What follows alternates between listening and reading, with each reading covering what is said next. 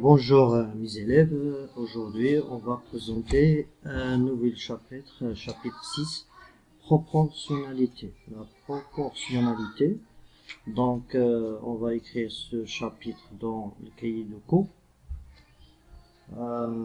Après on va écrire grand 1, proportionnalité. On va définir quelques mots mathématiques. Donc ici, on a la définition, on considère 4 nombres rationnels non nuls, A, B, C, D. A, B, C, D.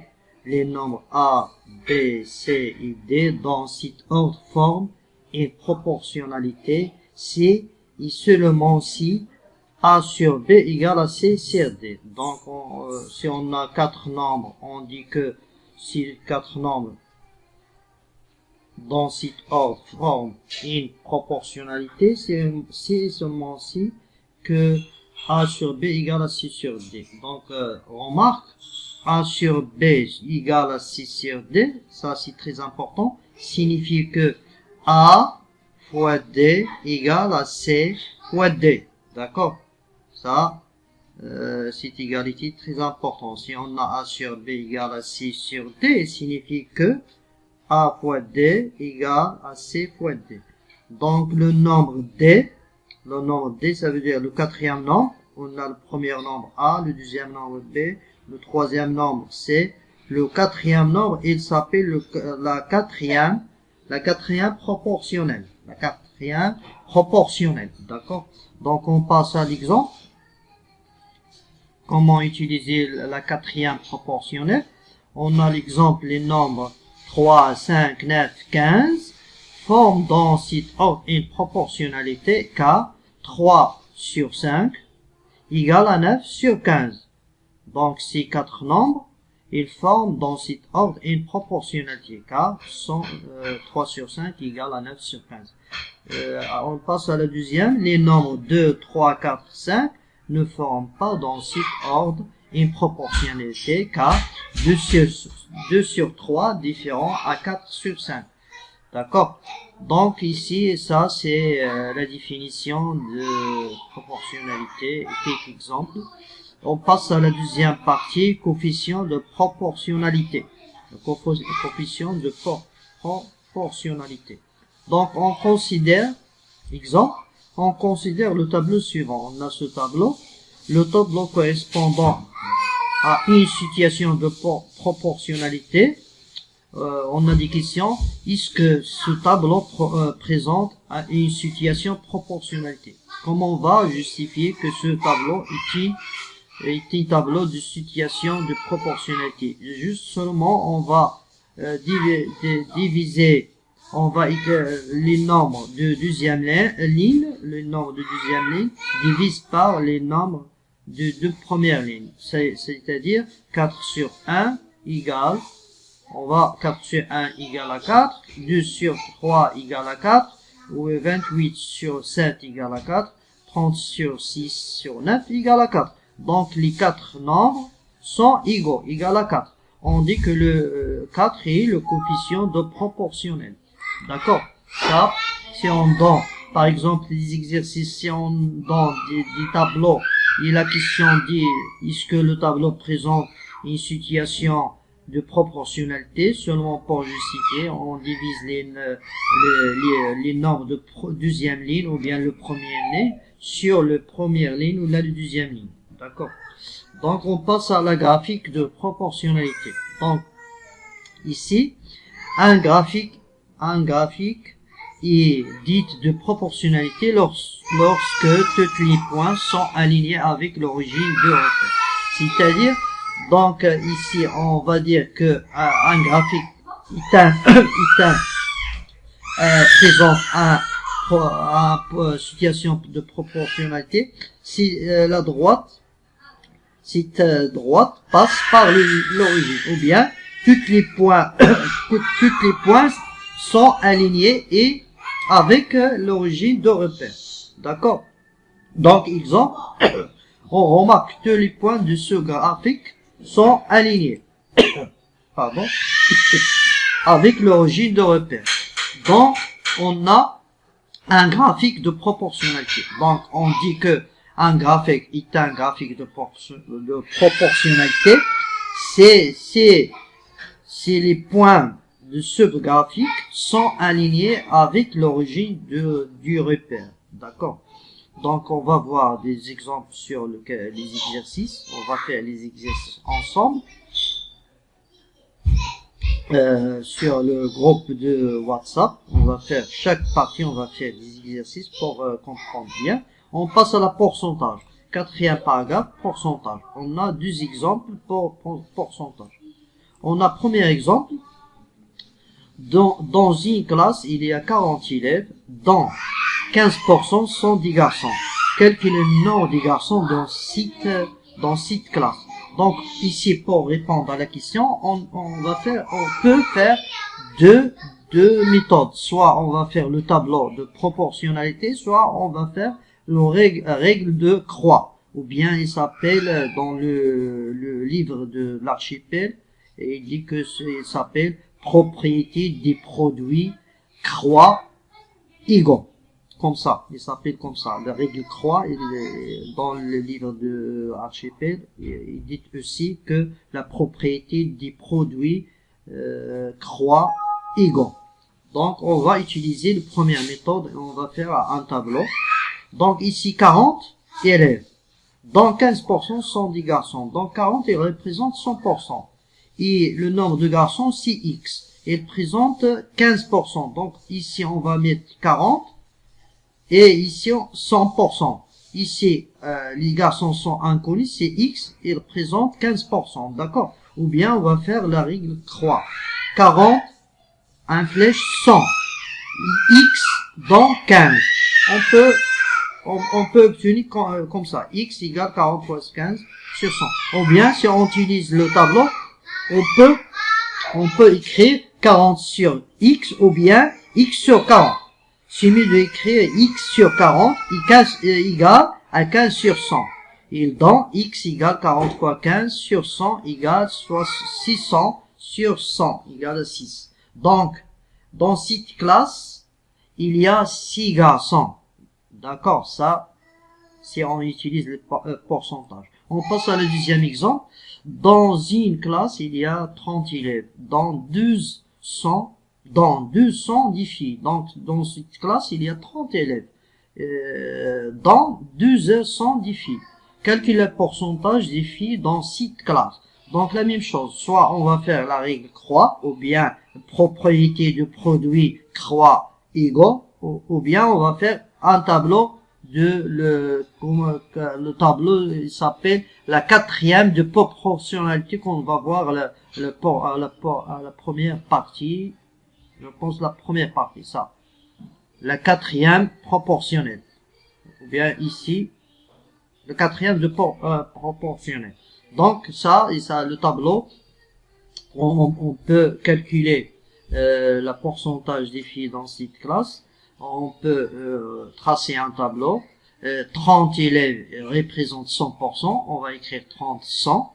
Et 12 filles représentent X%. Donc, on écrit ici, dans cette case, le nombre des élèves, ou bien ici le nombre des élèves, ici le nombre des filles. Ici le pourcentage, d'accord? Après, on peut écrire, après ce tableau, on va écrire X sur 100 et 12 sur 30. D'accord? X sur 100 égale 12 sur 30. On trouve que X égale 260 sur 30. 260 1200 sur 30, il donne 40%. Donc, dans cette classe, il y a 40% des filles. D'accord? C'est le deuxième exemple pour le pourcentage. On passe à la cinquième, l'échelle. L'échelle d'un plan est le coefficient de proportionnalité entre les distances sur le plan et les distances réelles. On note, donc ici l'échelle est une coefficient de proportionnalité égale, le symbole de l'échelle, c'est petit e égale distance sur le plan sur la distance réelle. On va voir un exemple. Ici, sur une carte à l'échelle, 1 sur 50 000, ça veut dire 1 1 centimètre dans le plan, on peut dire le plan, signifiait 50 000 centimètres dans la réalité, ou bien dans la réalité. Donc 1 centimètre dans le plan représente 50% dans la réalité. D'accord? Ou bien on peut dire que 1 centimètre dans le plan représente 50 000 centimètres réels. C'est une distance réelle. D'accord? Donc sur une carte à l'échelle 1 sur 50 000, deux villes A et B sont séparées par 4,5 cm. Quelle est la distance réelle entre A et B?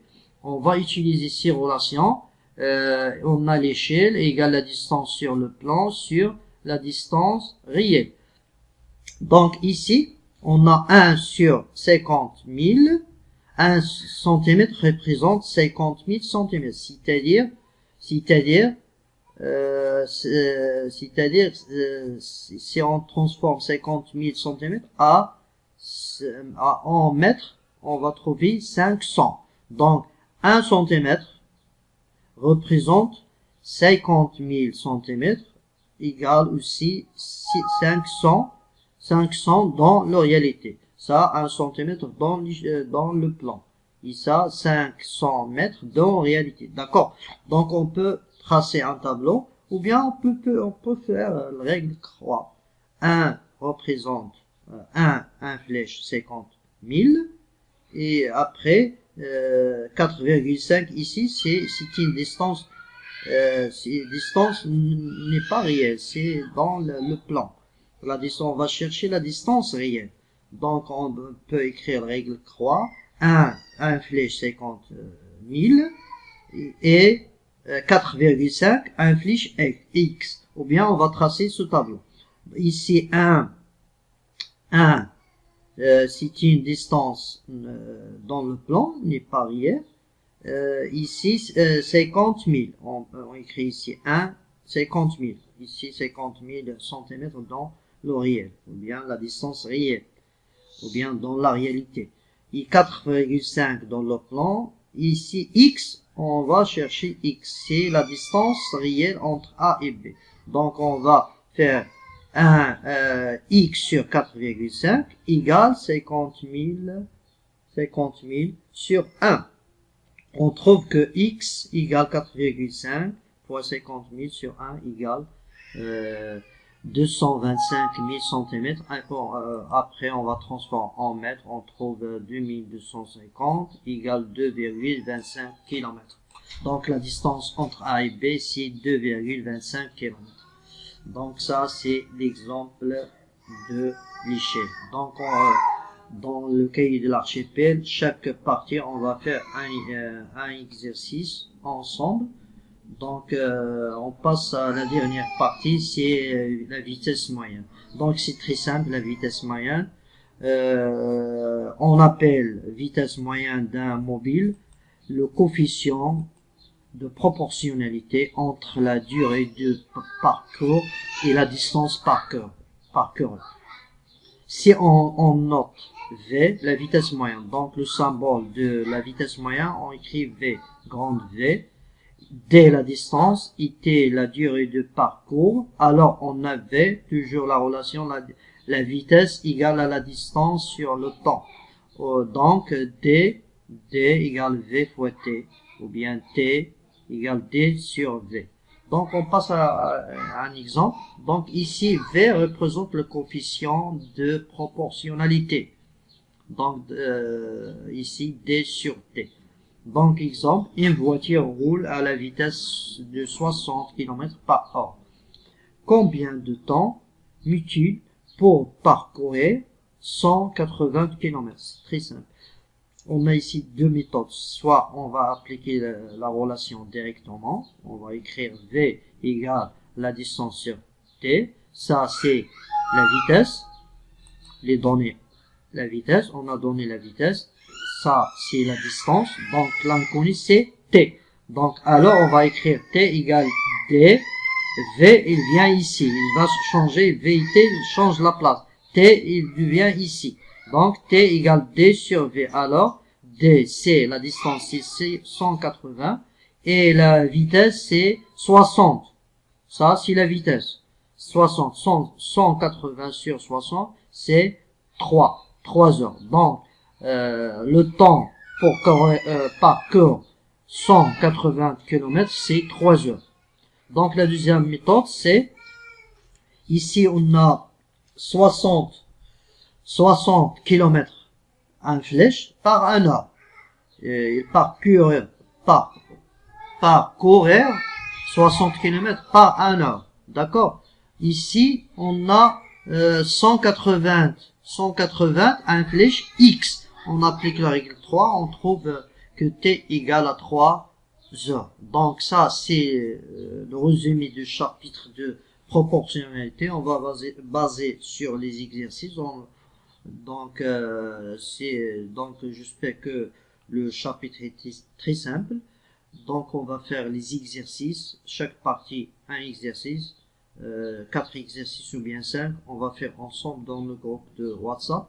Donc j'espère que l'explication est claire et le leçon c'est très facile. Il déjà fait l'année dernière la proportionnalité. Donc je te laisse et bon courage, je te souhaite bonne journée, au revoir à le groupe de WhatsApp pour poser des questions ou bien si vous avez des questions, posez-le. Donc bientôt.